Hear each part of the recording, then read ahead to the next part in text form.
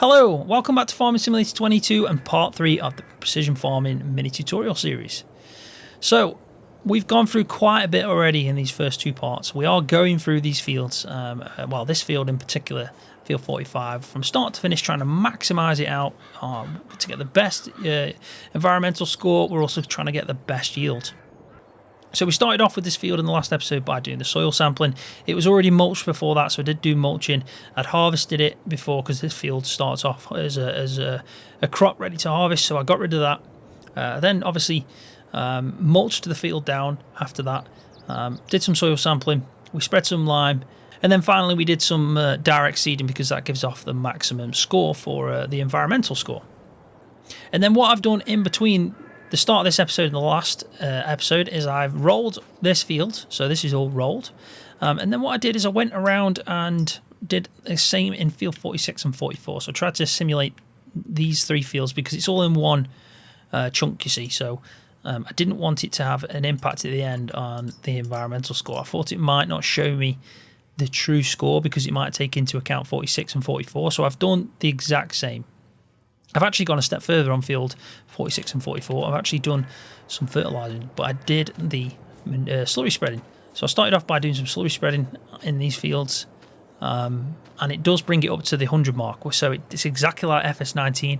It won't take it up to the required amount. It still says bad, as you can see, nitrogen levels are bad, but instead of being horrendous like it is on field 45, it's all right. It's like it's basically 100. That's the basic gist of it. It's giving it that first layer, and it means that we're going to have to use less solid fert or liquid fert depending on what you're using. So that is a bonus. So I would recommend using manure or slurry. Again though, slurry, if you are using the kind of dribble bars, then you do have the option of having the if we just go in and show you, it's probably easier. If you go into the dribble bars, so this one here for example, it gives you an option of having the John Deere manure sensing. By doing that, it says here, the John Deere manure sensing will detect the nitrogen in your manure. As the nitrogen in the manure is never homogeneous, the sensor guarantees the application of the same nitrogen amount on all over the field, which is what I was explaining in the last episode. So I do recommend having that. Now, if you've got a traditional style slurry spreader where it's a back plate at the back and it just hits off that and sprays out, then you obviously can't get that sensing. But it's not too bad. It just means that slurry is going to be a little less reliable when it comes to getting the nitrogen down on the ground. Manure is probably still going to be good, and so is solid fert, liquid fert, all that kind of stuff. So if you are using an old school style slurry spreader, which is a shame really because I do like them, I prefer them to the dribble bars just because it's traditional farming, but yes, it isn't as environmentally friendly, and that's the whole point of precision farming. So what we're going to be doing in this episode is we're going to be doing some scanning as we go along by doing some fertilising. We're going to take care of the weeds that pop up, and then finally we're going to be doing some harvesting. We're going to get the final score in. We're going to finish it off and have a look at it. So I think the first thing we'll do is we'll get some fertiliser on the ground. We may as well do it before the crop grows, but what I'm going to do is instead of using the solid fert, we're just going to start off like I've done in the other two fields by sticking some slurry down. So like I said, I've already done this in the other two fields. We're just doing it now to show you the slurry side of things. Now, manure is exactly the same, but obviously, like I said, with slurry, it's not homogenised, like I explained. So that's the only difference between the slurry and the manure. So it's going to bring this up to 100. No matter what you do, it'll bring it up to 100. It's never going to take it to the required amount, but again, it's still pretty good going. The crop sensor's on, and as you can see, texture of the slurry being applied is there also. So it's at 0, so it's actually putting a big chunk. This is at 20 currently, but it's taking up to around the 100 mark, so 25, 30 currently. So at the start it was actually near 0, which means that I'm using more slurry to do that. Now if I go over this again, it's not going to do anything. I could go over it again with slurry or manure, it's never going to bring it up over the 100 mark. The only thing that's going to do that is the solid fert or the liquid fert. So I do find that now with the slurry and manure, it does last longer. It seems to last much longer because precision farming is obviously judging how much is needed. Now you could find that you might have a really bad one like we have now, and it's at 0. It's around 20, and it needs to apply quite a bit. Obviously, then you're going to use it a lot quicker. But most of the time it's not going to be this bad. After you've harvested a field, it's never going to drop down that bad. So you will tend to see that the slurry and the manure lasts a lot longer within the tanker or the spreader, which is good. So that's that done. So if we just have a quick look now, it'll still say bad, as you can see, but we are 65, 70, 75, 80. It hasn't actually brought it up to the 100 mark in this field.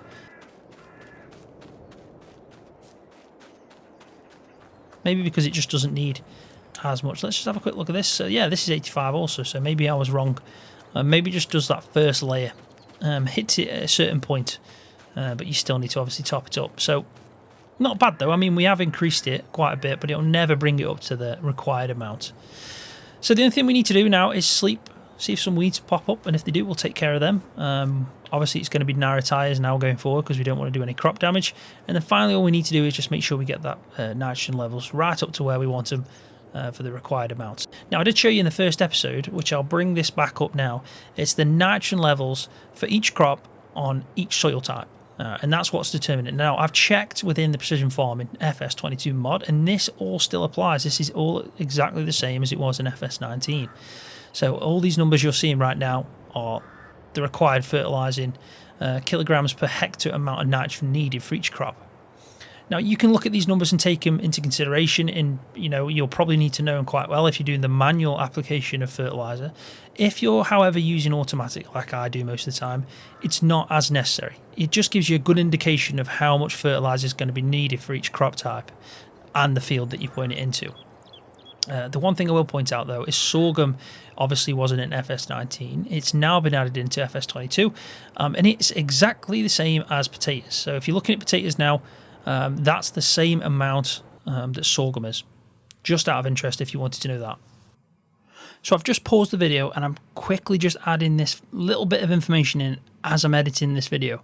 So what I did notice is that I've not mentioned about over-fertilising, which can happen. So for example, soybeans doesn't require any fertiliser. Oats is quite low, and cotton, and so is sunflowers. Now, if you're using solid fertiliser or liquid fertiliser, you don't have to worry because no fertiliser will be applied. If you're, as the field's in like a cultivated state, for example, or a ploughed state, or just before it's planted, and you've started using manure, or let's say you've used slurry, what it'll do is it'll go to the halfway point. So if it requires, sandy loam requires, let's say 180, 200, whatever it is, for that soil type, even though it doesn't know the crop type, which you haven't planted it in yet, and you put fertiliser down, it'll go to like the halfway mark, which might be 100. And then if you decide to plant in soybeans after, you've then got too much fertiliser. Now with soybeans, the good thing about that is it completely ignores fertilising, so you can't over-fertilise it. Even if a field had 200 kilograms per hectare of nitrogen, it would just completely ignore it, so it doesn't affect yield. However, oats and cotton and sunflowers, let's say you put in 100 in that because you've obviously put slurry down first, then that is technically going to be over-fertilising. It will have a negative effect on yield. So I just wanted to point that out, that these numbers might not be so important if you're using the automatic application rate on a solid fertiliser spreader and a liquid fertiliser spreader. But if you are using slurry before planting, these numbers are good to know, because then you know if you're going to plant oats, then pretty much what I'd do is plant first and then I'd put fertiliser. I wouldn't do any fertilising beforehand. So I thought I'd just quickly add that in because I thought it was good information to know. So I'll have a quick sleep, progress some time, and I'll cut back in either when the crop's growing a little bit, the weeds are there, one of the two, and we'll tackle the weeds and the final stage of fertilising. Right, so welcome back. It's now October, and as you can see, the crop has germinated. It's in its first couple of stages of the growth stages. And there's weeds, and they are sporadic, just what you want to see. You can see there are a few patches here, a few patches over there. They are hard to make out, but there are some weeds you can see. They're only small weeds, but they're still weeds. And if we bring up the menu, not the precision farming one, the normal standard one where we got the soil composition, you can see that it is pretty much sporadic. We've got weeds in all three of these fields that we've been tending. I haven't rolled or mulched these two fields just because I'm not too fussed about the yield on these. This is the main one, but I did want to simulate the exact same thing I'm doing for the environmental score on these two. But yeah, the weeds are there, so we need to now take care of these weeds, and we're going to be doing it by using a sprayer that is only available through precision farming, and it's the only sprayer within the game that has the scanner on, so it can take care of sporadic weeds without spraying the whole field with herbicide. So it just aims for that exact spot where the weeds are. So if I go into sprayers, we'll go right to the end, and you'll see that there's this R732i power sprayer basically, or power spray, and it's the John Deere. And if you look at seat and spray here, trademark, hit yes, you can see that it says weed spot spraying. With this configuration, each nozzle of the sprayer will only turn on while there are actual weeds below the nozzle. With that, you may use 90% less herbicide, reducing costs and protecting the environment. So if we just have a look at the top here, I don't know if you can just make it out. Well, I'll turn them back off. It completely changes. So you can see that there is some scanners there, some sensors, infrared, whatever it may be, that's going to be picking up the crop below it to see if it can see weeds or can it see some crop. It can determine between the two and then obviously spray some herbicide. That's the whole point of it. So if you haven't got that and using a weeder, a manual weeder, it's still not bad. I mean, it's still a good score. You'll get 20 points out of the possible 30. But by using this is how you get the maximum 30 points. So let's go over this field and we'll take care of it. And we'll have to do this on all the 3 fields because weeds is a big point for obviously the environmental score. So let's just test out these narrow-ties and making sure, because I don't know if them are rear narrow-ties, but you know what, I think it's early days. I think we might be just getting away with this. So let's unfold it. I've got herbicide already in, as you can tell. It's got a massive boom on it, so a couple of passes and we'll do. So what I've got is it's already set to automatic application rate. It hasn't got a scanner on, but we don't need one for this. All we need is to make sure that we have that automatic application rate, which is only available on this John Deere. So as we go through now, I'll turn this on. What you'll notice is this will start spraying where the weeds are. Right, there's a big patch coming up here. And there you go. So it's only getting rid of what we need to. Now, I am a little bit off here, so I'm hoping that I haven't missed anything. But look how cool that is. It's like just spraying exactly where it's needed. That is really nice to see. It's quite a cool feature. I've obviously completely messed up the driving of this, though. I'll be honest. So I'll have to sort that out. We'll just have a quick look at the field. I might have missed some bits down here. Yeah, I have.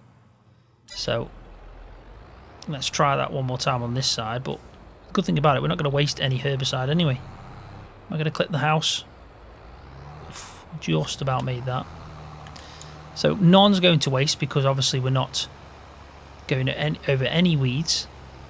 And as you can see, there's only going to be on this left boom now when we see some.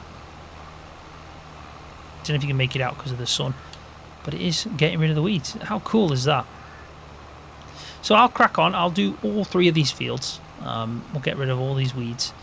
And then we'll probably just wait now until we need to do the next layer of fertilising. Right, so welcome back. It's now April, and we're looking for around June, July time, I think it is, for the harvest. So we're not too far off.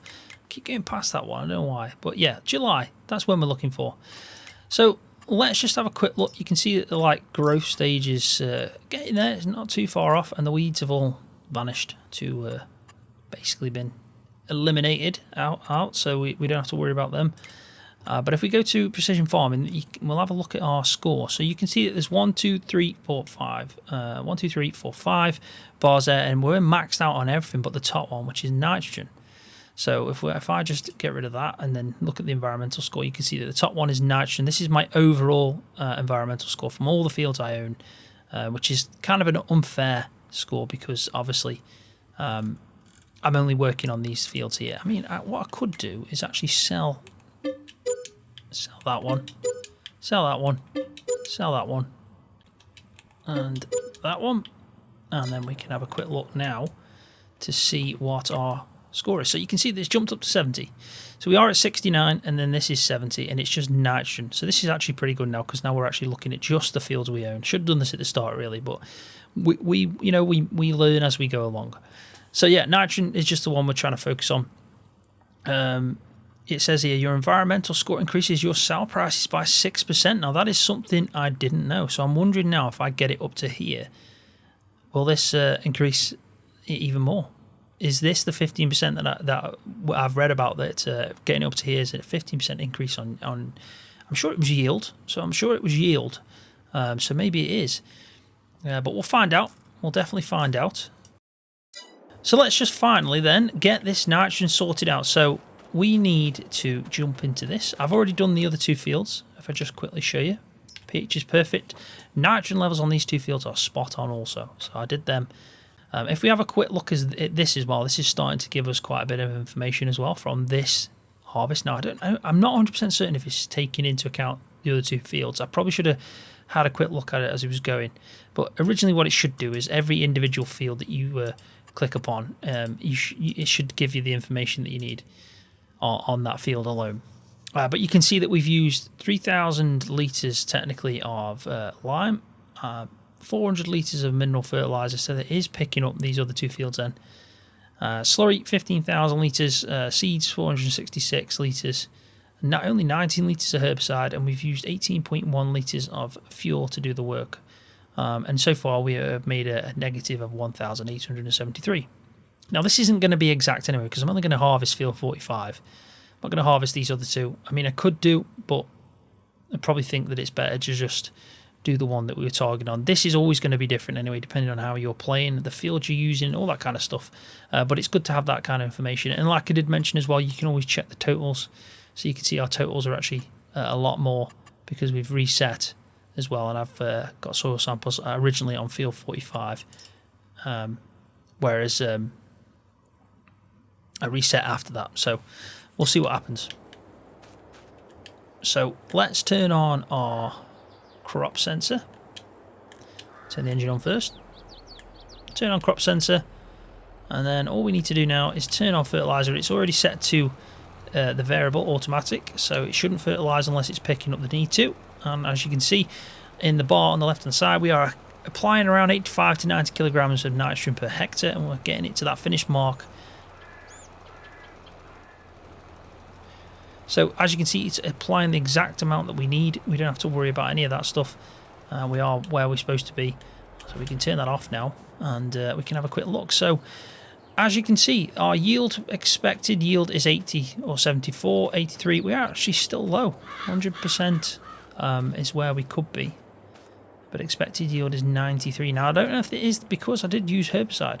Maybe it is, even though that's supposed to give you the better environmental score. So it may be increasing the environmental score doesn't always improve the yield at the end. Maybe you take a hit, but then again, it seems like you're increasing the price that you're selling the grain for, or by having a higher environmental score. So we'll have a quick look at that. Now I do want to point out as well something I missed about yields, which is how the soil type impacts that. So the way it works is loam has the highest potential. I think that's 125. And then around these, you start to see a bit of a dip to about 185. I can't remember the exact numbers, but you can see where it says yield potential. It'll tell you. So the yield potential for sandy loam is 100, for example. The yield percentage for silty clay is 89. But if we jump over to here, because I know I've got some loam in field 44,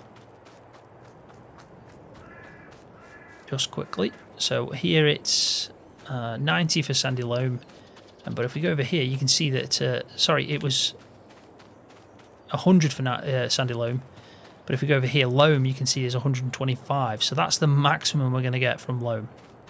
Now, I didn't roll in this or mulch, so that's not going to, so that might have an impact as well. But I definitely did roll and mulch in this field. So the only thing that's going to have an impact now is the fact that I didn't use, herbicide. So I'm interested to see how it turns out in the end. But what I need to do now is obviously fly through time, get to around July, and we'll do some harvesting and actually look at our yields. So here we are, harvest time, July time. All the hard work is now hopefully going to pay off. Now, I just want to quickly point out again that the actual nitrogen score hasn't updated, and that's because we need to do the harvesting first before this updates the nitrogen score, because it's technically how the field harvested with the potential and the nitrogen that it needed. So as soon as we've done the harvest, I'll be able to see exactly what score I've got. Now, fingers crossed, we've done everything right and we hit the 100. Highest environmental score. Probably not going to max out the yield though. I really do think that by using herbicide, we've taken a hit. So maybe, depending on, you'd have to calculate, it'd be something interesting to see, but maybe by doing the weeder, the manual weeder that gives you 20 points and taking a 90 score on your environmental, maybe the increase in price and yield from that might be more overall by the increase of yield from not using herbicide. It'd be interesting to see the numbers on that, so that'll take some testing to do obviously, but right now we'll just harvest this and see where we're at. So our yield is about, it's not bad, it's never going to be amazing because of the fact we're not using soil type loam. This is not the best field in the world to be harvesting because of the fact everything with loam is a really good field, but this unfortunately isn't the best type. But like I said previously in another episode, it is just the luck of the draw. Sometimes the fields around you are really good, other times they're not. But if we again look at the environmental score, it's maxed out now. We're at 100, so it's taking into account that the nitrogen levels were spot on, which is good to see. And you can see that if we go to yield, it's picking up around, I'd say that's the 95 mark, 100% on some, but it's not a bad yield at all. For the type of soil we've got, it's exactly where we want it to be. I will show you in a minute. We'll go and do the yield on the loam and the other field, just to show you how it looks. And we'll get the green bar on that one. But the main thing is what we've done is increased our environmental score. So you can see now that our environmental score is pretty much maxed out. We have just harvested over there, which has brought it down because that's not going to be the best yield because we didn't, I don't know exactly what that would be. It's not the best yield though, is it? Maybe it's because we didn't mulch or roll in that field. Maybe it has brought it down quite a bit. I'd have to go back and just check that one out. But the main thing is this is the one we were focusing on. And it did max us out. We had 100, even though we're at 99 now. So this last little bit, and I'll be able to tell you exactly how much I got. I mean, we got 6,000. I mean, from this size field, that isn't actually that bad. It isn't that bad at all.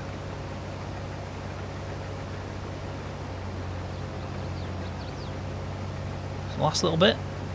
I think what it was is I drove over the crop, which obviously has a negative effect on my environmental score. That's why it dropped down. I understand now. So it wasn't actually anything I did with the crop. It's because the yield was poor because I basically destroyed the crop, so which is not ideal. But in all fairness, we've just picked up quite a good yield. And if we go to nitrogen, you can see that that's dropped down again, so we'd have to reapply, which makes sense. Our yield's pretty good. And if we go to soil type, you can see that we're at 99. Happy days. So because of that, we get now a 15% increase in our sell prices. So if we go to the shop, have a look at wheat, show fluctuation. This is on normal difficulty. So yeah, keep an eye out on your prices because the increase by 15%, which is a good chunk really, and that's if you've got a really good environmental score, and that's the overall score, not just for each field. It's an overall score that calculates that.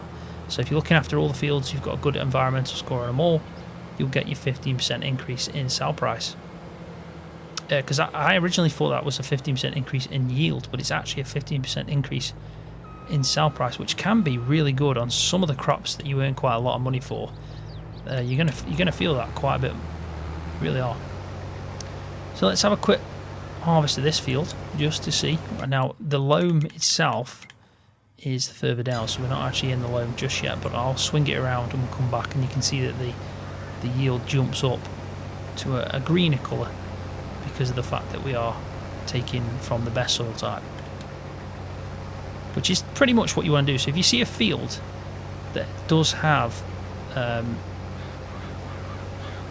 loam, then yeah, it's something that should be bought within the game. And you can see it now. You can see within field 44 on the map that we're getting a really good yield from this. And I think that'll do. So we'll just stop it there and we'll have a quick look. So you can see that I got the pH level has gone down just a touch. It's not perfect anymore. It's good though.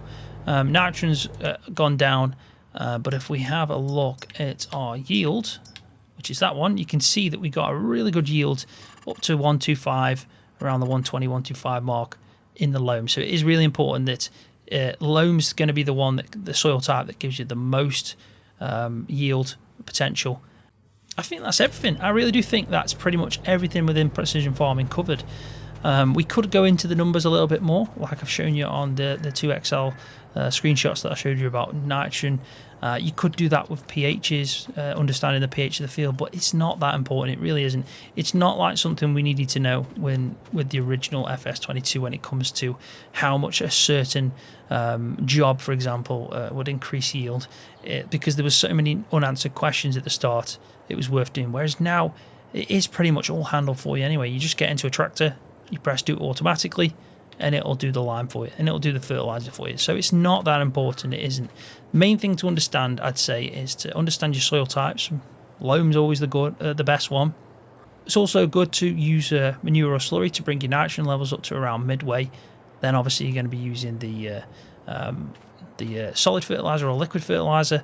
And then finally as well, herbicide might have a negative effect on the yield, but it also brings up that environmental score, which in turn brings up the amount that you can earn from the shop as you're selling this grain. 15% maximum increase in sell price is pretty good going. But overall, I'm really happy with precision farming. I've enjoyed playing with it today. I've done quite a few hours on it now. And yeah, hopefully as well, soon, they'll fix the issue we've been having with the 1.4 update.